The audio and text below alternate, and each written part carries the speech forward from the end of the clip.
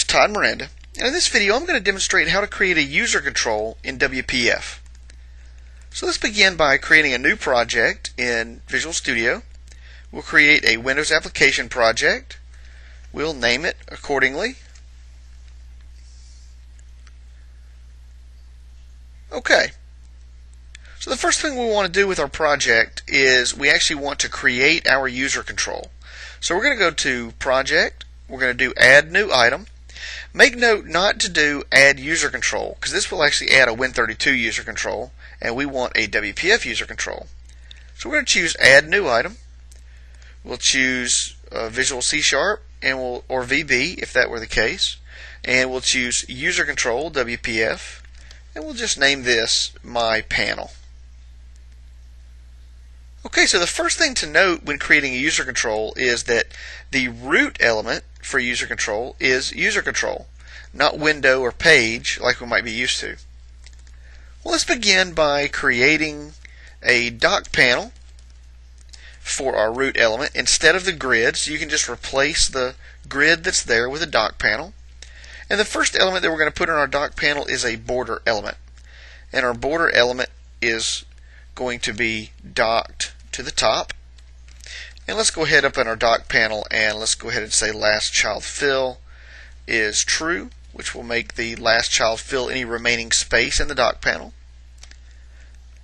And let's set the corner radius of our dock panel. Now we want to set the upper left and the upper right corners to be rounded, but not the other two corners, and we'll see why in just a minute. So let's just specify that we want a corner radius of 4 on those upper two corners and 0 on the lower two corners. Alright, let's set the width to be auto, and we'll set the height to be auto,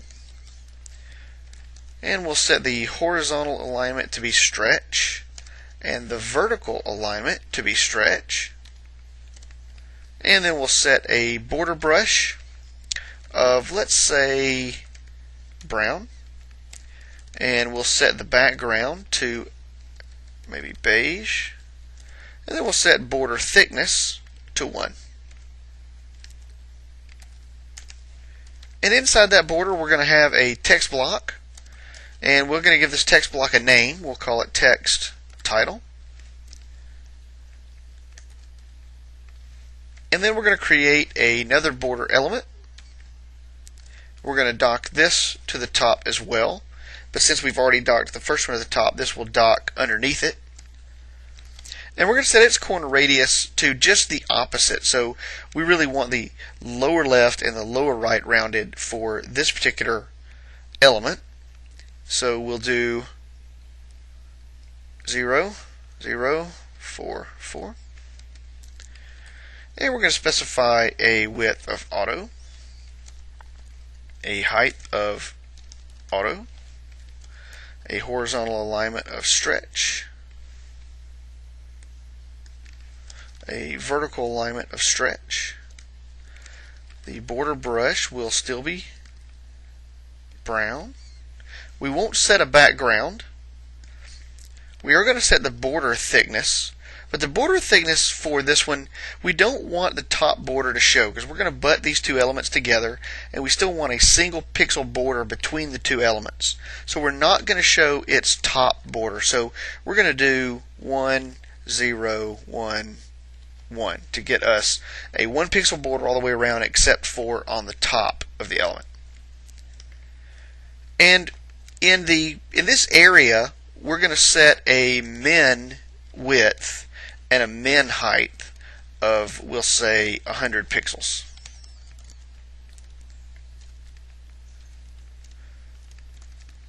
Because we need some space there. So inside this border element, we're going to create another text block. We'll give it a name and we'll call it text content.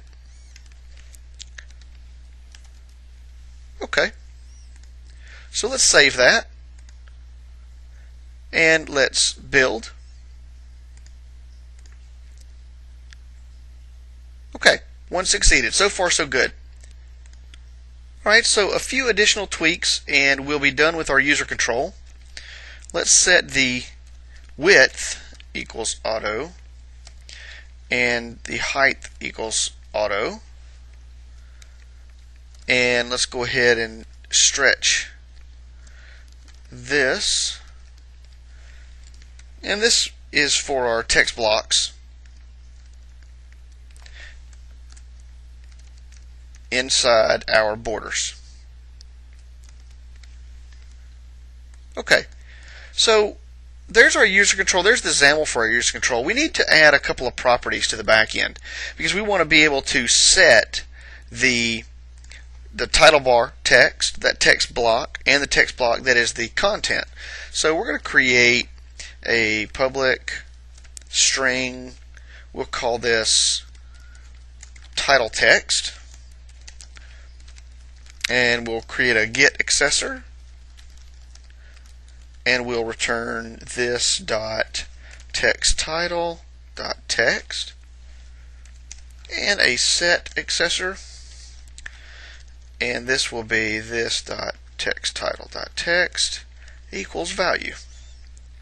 And we'll do the same thing for our content area of our panel.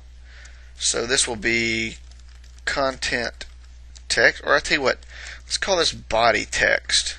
We don't want to get it confused with the content property. And we'll create a get accessor, return this dot text content dot text, and a set accessor. This dot text content dot text equals value. Okay. So that gives us our two properties that we can set, and we can set then the title text and the content text. So let's go up here, and we're going to make note of the namespace for this particular control. Now, since we've included this user control within our project, it's going to have the same namespace as our project, but it wouldn't necessarily have to have that if we created a control library project and had all of our controls there. So let's go back to our window 1, and we're going to create another XML namespace reference here, and we'll call this user control custom. We'll say that that equals CLR namespace, because we know this is a special case whenever we want to reference a particular namespace element. And we're just going to put one control within our grid, and that one control will be a UC custom colon my panel. We'll set a width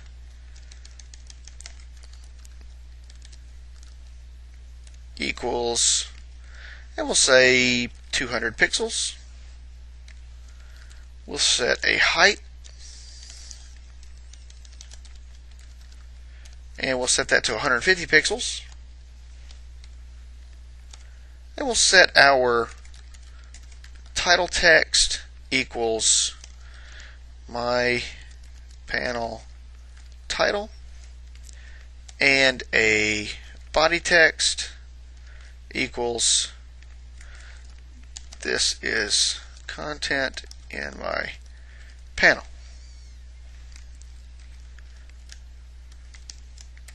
Okay. So let's see, we've got all of our things set there. Let's go ahead and save this, and we'll build it, see if we've got any errors. Okay, one succeeded. Let's test it.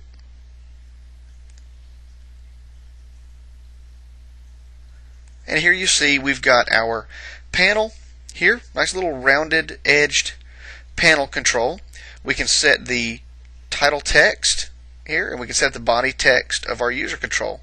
So we were able to create this user control in WPF. We were able to add it to a window in our project and see that that works, set its properties. So let's see what kind of gotchas there might be when we're dealing with user controls just like this. So one thing to note about this user control is in a user control, the elements that make up the user control are the content for the user control. Right? So the dock panel and all the elements that make up the layout of our user control, they are all the content of the user control, because the user control is a content control. So what happens if I go over to my window and I specify some text here? So I would pull out my body text property and I'd specify some text directly here within the content property, remember, of our user control. So if we put something between the begin and end tags of a control, that becomes the content property by default. So let's run that. And what you'll see is the content of our user control, the entire content of our user control, is replaced by whatever we put in here, because that is assigned by default to the content property of our user control, which overrides all of the work that we did within our user control. So how do we get around that? Well, it's relatively simple. The first thing we want to do is we'll clean up our using statements here within our control, and we're going to add one more.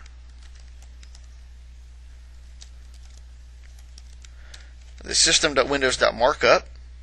We're going to come here right above our class declaration, and we're going to add an attribute here,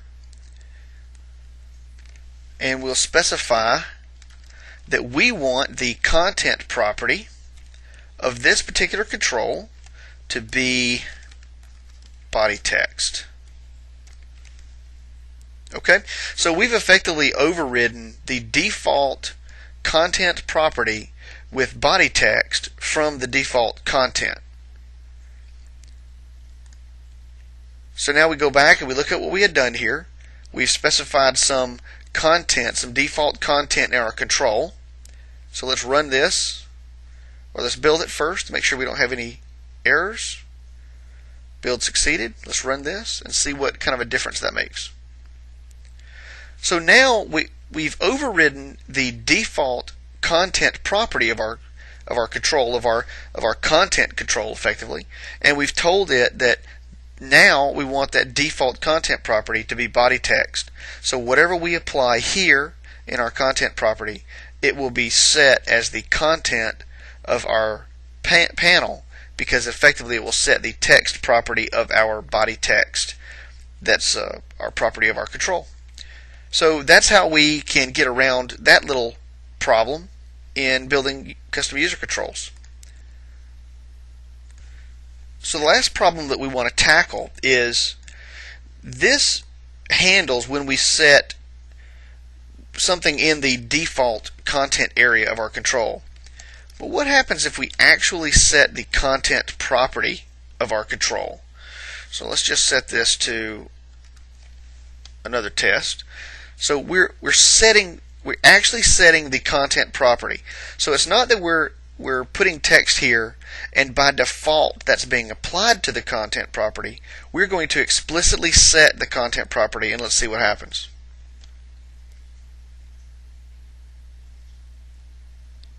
So as you would expect, again, our attribute doesn't fix the case where we explicitly set the content property of our control. It overrides the content of the user control again. So how do we get around that? Well, the one last thing that we'll do to our control to fix that problem is we're going to override an existing on content changed event, and we want to completely override that. So we're going to get rid of that base call, and we're essentially going to come in here and say if old content, which is one of the attributes that's passed in, one of the properties that's passed in. We've got old content and new content is passed into this event. If old content is not equal to null, which means, if the content has been set once, don't allow it to be set again, then we could just throw some error here, or we could do some other exception handling. In this case, we'll throw a new not supported exception. You can't set the content twice. Okay. So now we'll save that. We'll come back over here to our window.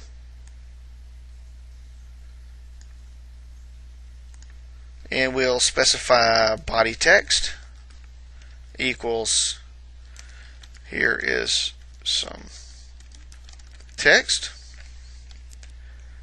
We'll build that. Build succeeded, and we'll try to run it. And when we run it, we'll get our not supported exception being thrown. You can't set the content twice, our little message that we applied there.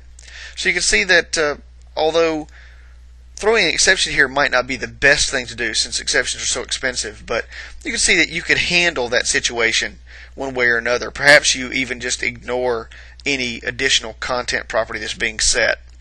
But one way or the other, this will handle our content being overridden by another property. So we can see here now that if we take things back to the way they ought to be, we'll remove the setting of the content. We could even, if we wanted to, copy this into our default content property for our panel or for our content control. And we'll run this now and see that we get our window with our nice panel back again. And obviously we can move this around and our panel behaves exactly the way we'd expect it to behave inside a grid within our window. So you can see that it's pretty easy to build a user control. There are a couple of gotchas you have to look out for, but we can handle those pretty easily, and then you can utilize that user control in your project in multiple places pretty simply.